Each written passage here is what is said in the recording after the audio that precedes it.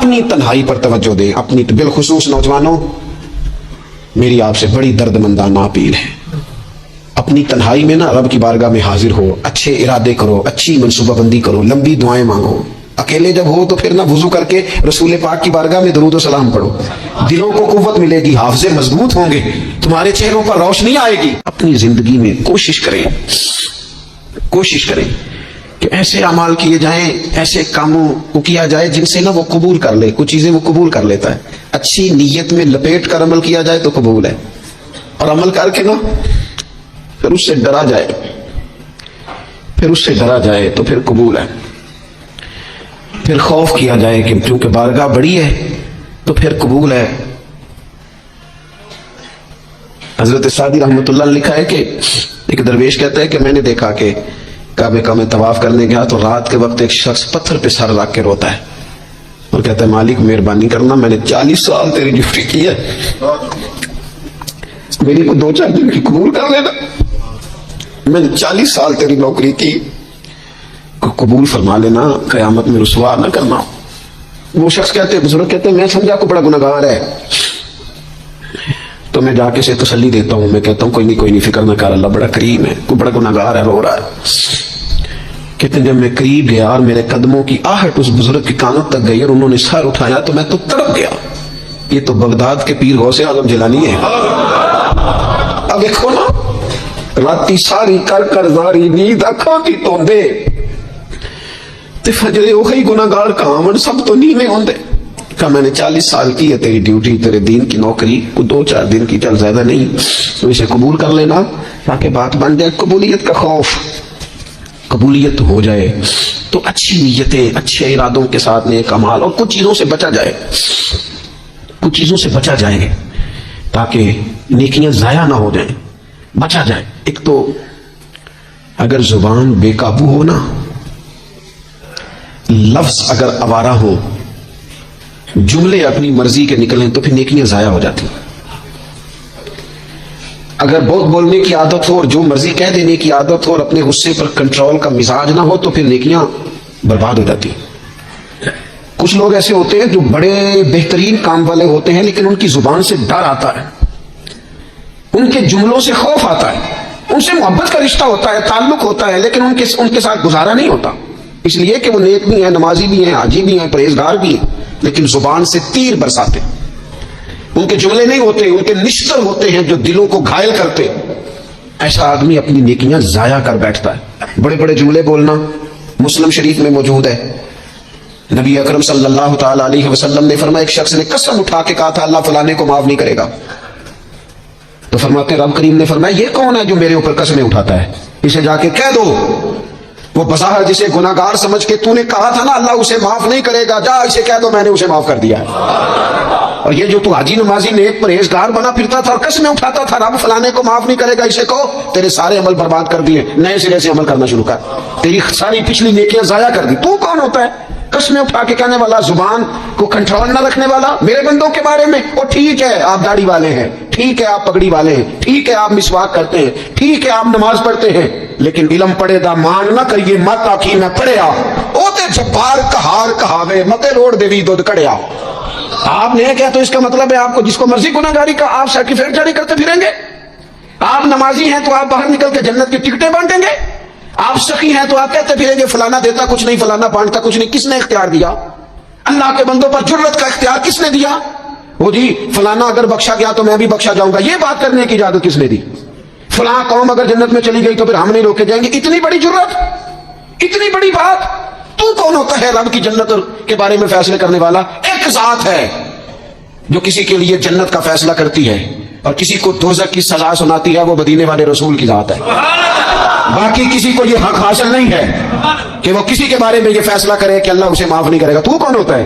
تیری حیثیت کیا ہے؟ وہ پیر ہو، وہ مولوی ہو، وہ مفتی ہو، وہ کوئی بھی ہو، رب سب پر کرم فرمانے والا ہے. کسی کو اجازت نہیں کسی کے بارے میں یہ ڈگری جاری کرنے کی، کسی کو اجازت نہیں. لہذا یہ کمزور باتیں کرنا، یہ کچی باتیں کرنا اور جناب نیکی کر کے تو پھر بڑے بڑے بول بولنا کس نے اجازت دی؟ میں منبر پہ بیٹھا ہوں اور مجھے سالوں بیت گئے تبلیغ کا کام کرتے. میں ایسے لوگوں کو جانتا ہوں جن کا بالکل نام نہیں آتا لیکن انہوں نے اپنی زندگی میں کروڑوں روپے راہ خدا میں خرچ کیے. ان کا کہیں ذکر نہیں, کہیں انہوں نے تذکرہ نہیں کیا, لیکن وہ ہر روز رات کو اٹھ کے تہجد پڑھتے. انہوں نے کبھی کسی کو نہیں بتایا, لیکن جب وہ اپنی تسبیح نکالتے ہیں تو انہیں توفیق دیتا ہے کائنات کا مالک کہ پڑھ میرے رسول پہ درود پاک, اور وہ لاکھوں کی تعداد میں پڑھ گزرتے ہیں. انہیں توفیق دی ہے رب نے, لیکن انہیں اپنی زبان سے یہ باتیں کبھی بیان نہیں کی. میں جانتا ہوں ایسے لوگوں کو میرے عزیزوں, اپنی زندگی میں بڑا بول نہیں. ایک بڑی نیک خاتون ہے, پاک باز ہے, حضور علیہ السلام کی بارگاہ میں حاضر ہے, تو انہوں نے صرف اتنا لفظ کہہ دیا کہ یہ فلانی بی بی کا قد چھوٹا ہے, حالانکہ یہ کوئی بڑی بات نہیں.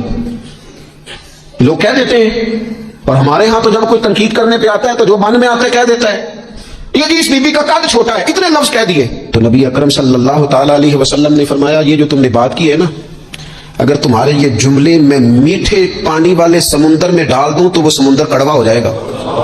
تم نے کسی پر تنقید کی, کسی کے قد پر اعتراض کیا, یہ تعلیم امت کے لیے حضور نے بات ارشاد فرمائی, ورنہ وہ خاتون ان کی تو بڑی عظمت ہے.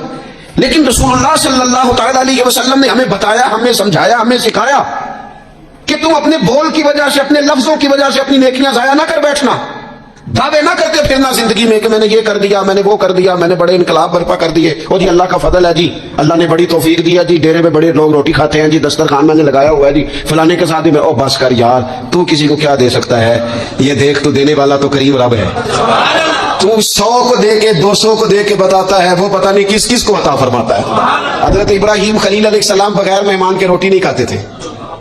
ایک دن مہمان آیا, یہ نبیوں کی شان ہے, پیغمبروں کی شان ہے. ایک دن مہمان آیا تو فرمانے لگے بسم اللہ پڑھ. وہ کسی اور نظریے کا تھا, نہ پڑھ سکا, فرمانے لگے جا کہیں اور روٹی کھا لے, اگر نہیں پڑھتا تو. اٹھ کے چلا گیا تو رب کریم نے فرمایا, خلیل کتنی عمر ہو گئی اس بندے کی, اور مالک بوڑھا ہو گیا ہے, فرمایا اس نے کبھی میرا نام نہیں لیا, میں نے تو ٹکر کبھی بند نہیں کیا, میں نے تو نہیں کبھی بند کیا, میں تو دیتا ہوں, عطا کرتا ہوں. یہاں لوگ کہتے ہیں جا تیری تنخواہ کاٹی گئی, یہاں لوگ کہتے ہیں جا تیرے اتنے دن کے فلاں معاملات ختم ہو گئے, جا نکل ادھر سے, میں دیکھتا ہوں کون تجھے روٹی پہ رکھتا ہوں, بس کر. واللہ خیر الرازقین, رزق دینے والا اور بہتر دینے والا میرا رب کریم ہے. اس لیے بڑے جملے نہیں. میرے نبی اکرم صلی اللہ تعالی علیہ وسلم نے فرمایا, بے شک بڑے بول اور بری عادتیں تمہارے نیک اعمال کو اس طرح بگاڑ دیتی ہیں جس طرح سرکہ شہد کو بگاڑ دیتا ہے. لہذا میرے دوستو, عمل کرنا ہے پھر اسے چھپانا ہے, کیونکہ جس چیز کو بندہ چھپاتا ہے نا اسے قیمتی سمجھتا ہے. میرا دل کرتا ہے میں یہ بات روز کروں, مجھے پیاری بڑی لگتی ہے, روز کروں یہ بات. پاک رسول کی پاک اولاد, عزت والے نبی کا عزت والا گھرانہ, امام زین العابدین, اتنے اتنے موٹے موٹے پشت پر نشان تھے, موٹے موٹے. غسل دیا جا رہا تھا تو ساری کمر موٹے موٹے داغ. آج کل پیر کا چہرہ بھی نورانی ہونا بڑا ضروری ہے نا, نورانی ہونا. اور حضرت بلال بھی بڑے پیر ہیں, اگرچہ حبشی النسل ہیں پر بڑے پیر ہیں. لہذا یہ کچھ چیزیں ایسی ہیں جو لوگوں نے اپنی مرضی سے طے کر لی ہیں. اس میں شک نہیں کہ حضور نے فرمایا ہے کہ جسے دیکھ کے رب یاد آئے وہ اللہ کا ولی ہے. لیکن صرف گورے رنگ دیکھ کے رب یاد نہیں آتا, رنگ سانولا بھی ہو پر رب کے انوار برس رہے ہوں تو رب یاد آ ہی جاتا ہے. اور میرے دوست, یہ ذرا بات کو سمجھنا اور اسے یاد رکھنا, اتنے اتنے موٹے پشت پر نشان, غسل دیا جا رہا ہے. لوگوں نے بیٹے سے پوچھا, یہ حضرت صاحب کو کیا ہے؟ تو والد وہاں آرام فرما ہے جہاں غسل دیا جا رہا ہے. تو امام باقر رو پڑے, کہنے لگے میرے ابا جی نا اپنی پشت پر تھیلے رکھ کے نا اناج کے, کس کی بات کر رہا ہوں؟ حسین ابن علی کے بیٹے, کربلا میں بچنے والے میرے امام کے ایک صاحبزادہ, پشت پر بوریاں رکھ کے غریبوں کے گھروں میں پہنچا کے آتے. وہ صاحبزادہ صاحب آپ کہاں ہوتے تھے؟ فرماتے میں کہتا تھا میں نہ دے آؤں. فرماتے تھے نہیں, اگر تو دینے جائے گا اس غریب کا مجھے نام بھی بتانا پڑے گا جس کو میں لنگر دیتا ہوں. یہ میرا اور میرے رب کا راز ہے, میں اس ماڑے بندے کو رسوا کر دوں جس کی صرف بیٹی گئے, اسے رسوا کر دوں جو بیچارہ. فرمایا وہ مجھے بتاتے نہیں تھے, بڑھاپے تک پشت پر بوجھ رکھ کے انہوں نے نبی پاک کی امت کے گھروں تک پہنچایا ہے. میرے ایسا فرمایا کرتے تھے کسی کی بیٹی کی شادی کرانی ہے پھر خود نہیں شادی پہ جانا. حضور کیوں؟ فرمانے لگے بچی کا باپ تو موسم کے پیچھے بھاگتا رہے گا, خود نہ جانا, بس ٹھیک ہے پیچھے پیچھے رہنا, سامنے نہ آنا, پیچھے. میرے دوست کبھی بھی کوئی بڑا بول نہیں, اس سے نیکیاں. اور پھر ایک اور بات, دل اگر صاف نہ ہو تو بھی مالک نیکیاں قبول نہیں کرتا. پاک ہوئے تے پاک ہی ملتا ہی, تے بنا پاکوں پاک نہیں ملتا. اے سارے وجود دے تون دے نالوں ایک کو تولا ہے ٹکڑا دل دا. کی جو پاکیزگی ہے نا دل کی، یہ نہ ہو، تب بھی نیک اعمال اس کی بارگاہ میں قبول نہیں ہوتے۔ نیک اعمال کی قبولیت کے لیے دل کا صاف ہونا، کشادہ ہونا، کھلا ہونا، یہ بھی ضروری ہے۔ دل میں بوجھ ہو، عداوت ہو، حسد ہو، لوگوں کے لیے کینہ بھرا ہوا ہو اور اعمال قبول ہو جائیں نہ۔ اس کریم کے کچھ فیصلے ہیں، وہ اعمال کی قبولیت کے آداب بتاتا ہے۔ وہ کہتے ہیں میری مرضی سے کرو گے تو میں قبول کروں گا۔ حدیث پاک آپ کو صحیح مسلم میں ملے گی۔ نبی پاک صلی اللہ تعالی علیہ وسلم فرماتے سوموار اور جمعرات والے دن لوگوں کے اعمال اللہ کی بارگاہ میں پیش کیے جاتے ہیں۔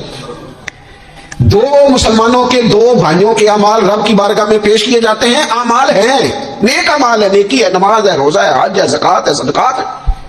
وہ نیک اعمال اللہ کی بارگاہ میں جمعرات اور پیر کو پیش کیے جاتے ہیں۔ رب کریم فرماتے ٹھہر جو ذرا ان کے اعمال کو روک دو۔ یا اللہ کیوں؟ فرمائے اس لیے کہ ان کے آپس میں نا دلوں میں نفرت ہے، گھٹن ہے، عداوت ہے۔ ان کو ذرا مہلت دو، یہ پہلے صلح کر لیں، پھر ان کے اعمال بھی قبول کر لیں گے۔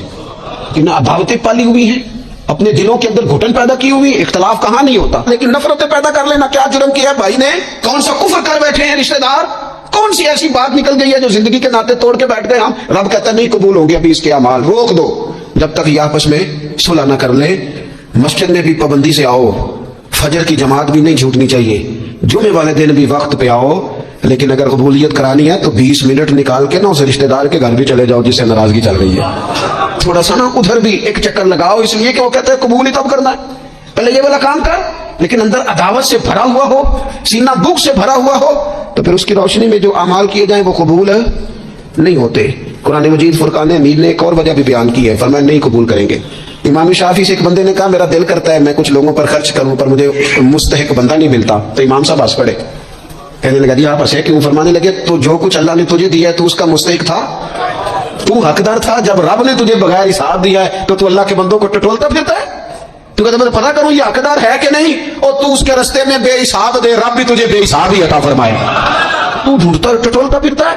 قرآن مجید نے کہا بڑے بڑے صدقے دینے والوں، خیرات کرنے والوں، اللہ کے رستے میں خرچ کرنے والوں، ایک بات کا خیال رکھنا، تم نے دیا بندے کو ہے پر دیا ہے اللہ کی راہ میں، اللہ کی رضا کے لیے۔ یا ایھا الذین آمنوا لا تبطلوا صدقاتکم بالمن والعذا، اے ایمان والو اپنے صدقے ضائع نہ کر لینا۔ اور یہ قرآن مجید کے لفظ ہیں، کس طرح؟ بالمن والعذا، فرمایا احسان جتلا کر اور تکلیف دے کر اپنے صدقات ضائع نہ کر لینا، اپنی زکوٰۃ ضائع نہ کر لینا، اپنے فطرانے ضائع نہ کر لینا۔ بالمن والعذا، یہ جو دو جملے ہیں قرآن مجید کے، یہ اس عنوان پر حرف آخر ہیں۔ جب بندہ کسی کو احسان جتلا دیتا ہے تو تکلیف خود بخود ہو جاتی ہے۔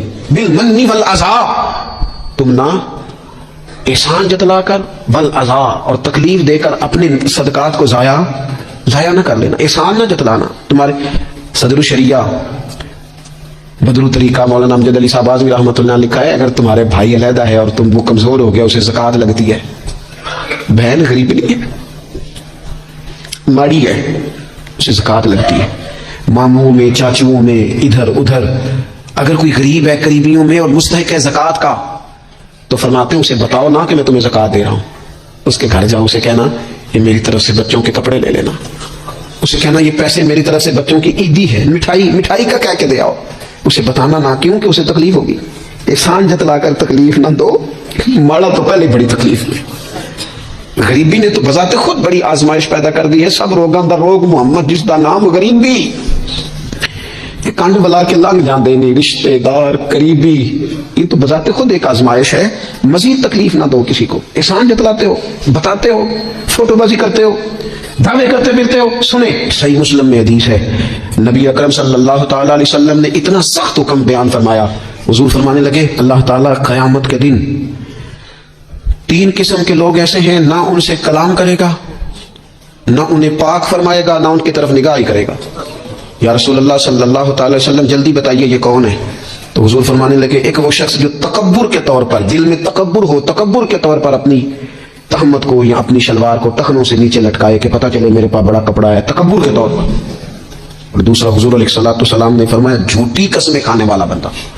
اور تیسرا حضور فرماتے ہیں جو احسان جتلاتا ہے نا، نہ رب کریم اس کی طرف نگاہ کرم کرے گا، نہ اسے پاک کرے گا، نہ قیامت کے دن اس سے کبھی کلام فرمائے گا۔ ایسے لوگوں کی نیکیاں اللہ قبول نہیں فرماتا. اور ایک حدیث پاک اور سنیے, صحیح بخاری میں موجود ہے. اللہ کے پیارے رسول صلی اللہ تعالی علیہ وسلم, یہ اگر ناراض نہ ہو تو نوجوان ذرا غور کریں میری بات پر.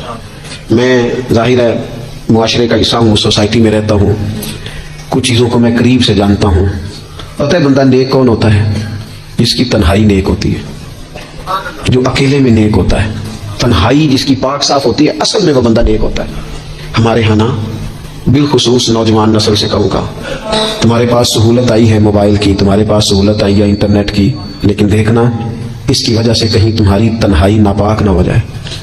دیکھنا اس کی وجہ سے کہیں تمہارا وہ اکیلے میں جو تمہارا رب رسول سے رشتہ جڑنا چاہیے تھا, سجدے کا نور ہونا چاہیے تھا, اچھی منصوبہ بندی کرنی چاہیے تھی, وہ میلا کچیلا نہ ہو جائے. تنہائی جس بندے کی پاک ہوتی ہے وہ نیک ہوتا ہے. محفل میں تو ساری اچھی اچھی باتیں کرتے ہیں, محفل میں تو سارے لوگ ہی نیک ہوتے ہیں. یہ صحیح بخاری میں حدیث ہے. نبی اکرم صلی اللہ تعالی علیہ وسلم نے فرمایا, میں اپنی امت کے کچھ ایسے لوگوں کو جانتا ہوں جو قیامت کے دن تہامہ پہاڑ کے برابر نیکیاں لے کے آئیں گے.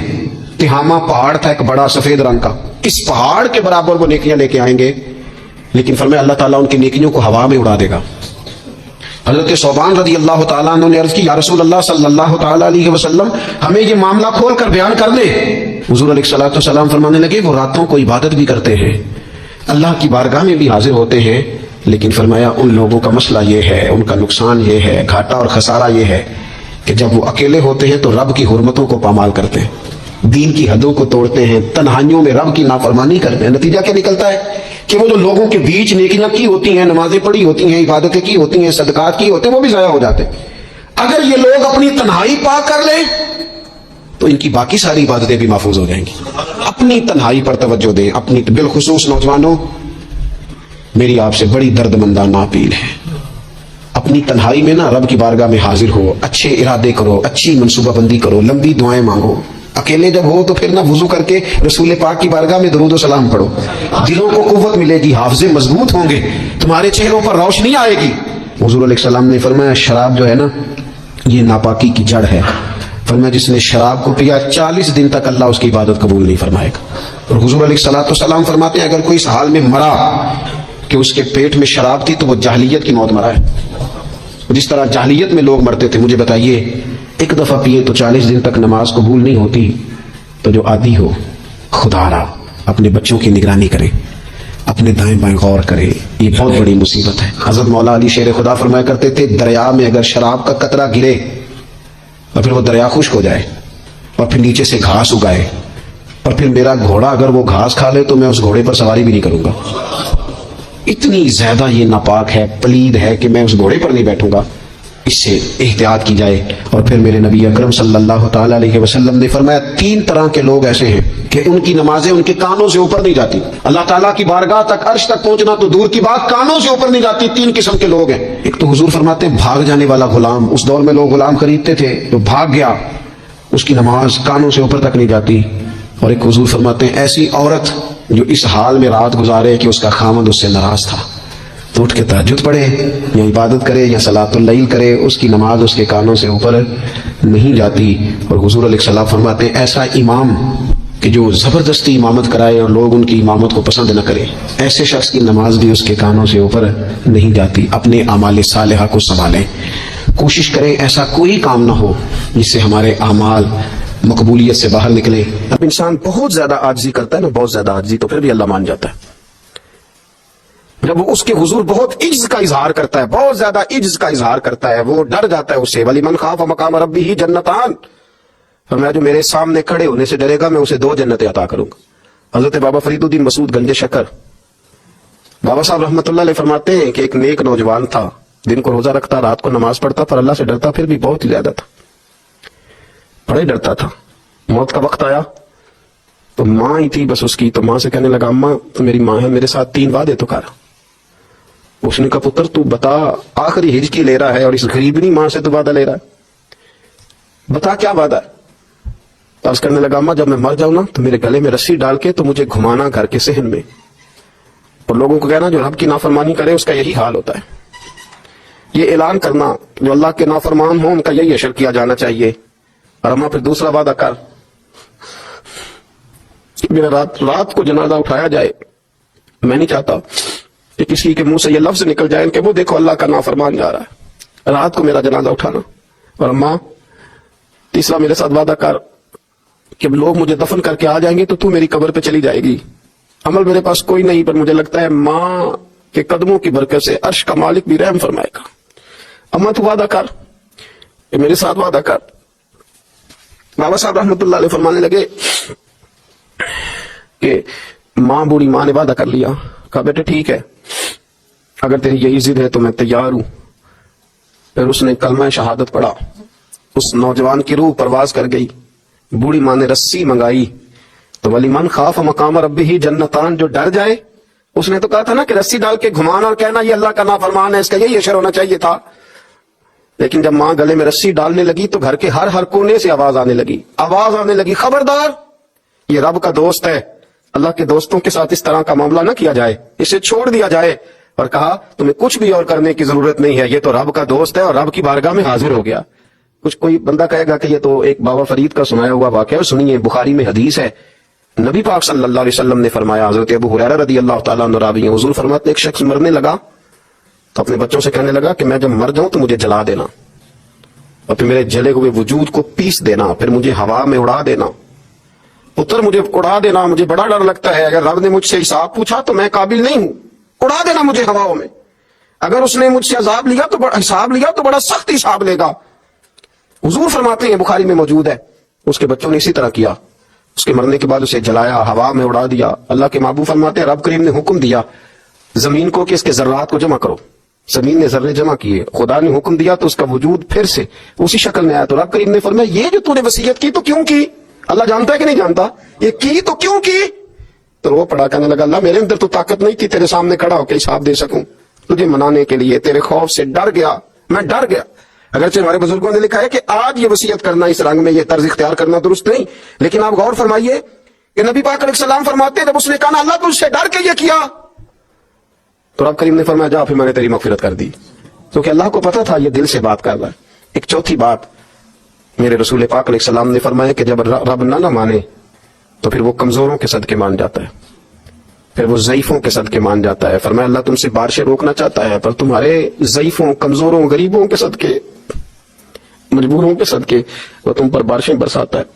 حضور فرماتے ربا شغل اکبر اللہ اقسم علی اللہ لا برا، کچھ ایسے لوگ ہوتے ہیں کہ ان کے بالوں میں خاک پڑی ہوتی ہے، چہروں پہ مٹی الجھے ہوئے ہوتے ہیں، لیکن اگر وہ اللہ پہ قسم کھا لے تو اللہ ان کی قسم بھی پوری کر دیتا ہے، قسم بھی۔ حضرت عبداللہ ابن مبارک فرماتے ہیں، ابن قدامہ نے لکھا ہے، فرماتے ہیں بارش نہیں ہوتی تھی مکے میں، قحط پڑ گیا تو سب لوگ مسجد الحرام سے باہر کھلی جگہ میں نکلے دعا کرنے کے لیے، سب اپنی اپنی دعائیں کر رہے تھے، تو میں تھوڑا باہر ہوا تو اچانک ایک غلام آیا، کالا سیاہ رنگ،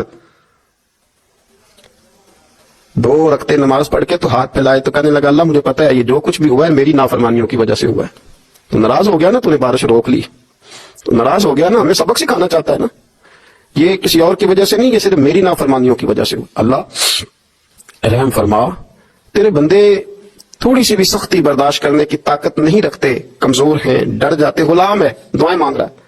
حضرت عبداللہ ابن مبارک فرماتے ہیں اس نے چہرے پہ ہاتھ پھیرے تو کالی گھٹائیں چھا گئی، بارش ہونے لگی، میں اس کے پیچھے گیا، اس کا گھر ڈھونڈ آیا، تعقب کیا، پیچھا کیا، گھر میں نے تلاش کر لیا، اور گھر کو تلاش کر کے جب میں واپس آیا تو میں نے حضرت فضیل بن عیاض سے ذکر کیا تو کہنے لگے کسی طریقے سے اسے حاصل کرو۔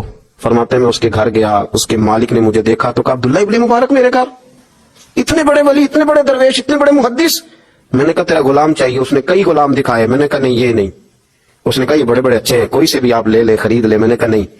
پھر وہ لاغر صاحب، وہ کمزور صاحب، وہ ضعیف سا نکل کر کے آیا، میں نے کہا یہ مجھے دے دو، تو کہنے لگا یہ تو بیچارہ بے ضرر سا آدمی ہے، کیا لے کے کریں گے؟ میں نے کہا نہیں مجھے یہی چاہیے۔ میں اس کو ساتھ لے کے چلا تو راستے میں پوچھنے لگا کہ میرے اندر تو کوئی ایسی بات نہیں تھی، مجھے کیوں خریدا؟ آپ مجھ سے کیا خدمت لیں گے؟ تو عبداللہ ابن مبارک فرمانے لگے میں نے کہا کوئی خدمت بھی نہیں لوں گا، میں تو خود تیری خدمت کروں گا، میں تیرا بیاہ کراؤں گا، تیرے لیے مکان بناؤں گا، میں تیری خدمت کروں گا، میں تیرا اور تیرے رب کا رشتہ دیکھ چکا ہوں، میں تیرا اپنے مالک کے ساتھ جو تعلق ہے اسے دیکھ چکا ہوں۔ کہتے میں نے یہ لفظ کہے تو مجھے کہنے لگا 2 رکعتیں پڑھ لوں، اب مجھے لے جانا پر 2 رکعتیں پڑھ لوں۔ کہتے میں نے کہا پڑھ لو، تو 2 رکعتیں پڑھنے کے بعد میری طرف دیکھ کے کہنے لگا آقا مجھے اپنا حق معاف کر دینا، میں خدمت نہیں کر سکا۔ پھر کہنے لگا اللہ راز تو کھل گیا، اے اللہ راز تو کھل گیا، اللہ تیرا میرا معاملہ تھا، راز تو کھل گیا، راز تو کھل گیا، اللہ راز تو کھل گیا، میں سراپا مخزن راز تھا، میں رہا تھا مدت و راز میں، یہ تو تیرا شوق کے دید کشاں کشاں مجھے کھینچ لایا مجاز میں، اللہ راز کھل گیا۔ یہ لفظ کہتے کہتے اس شخص نے کلمہ پڑھا اور اس کی روح پرواز کر گئی، اس کی روح ہی پرواز کر گئی۔ تو کبھی ان کمزوروں کے ذریعے بھی اللہ کو منایا جا سکتا ہے، تو رب کو منانے کی کوشش کریں۔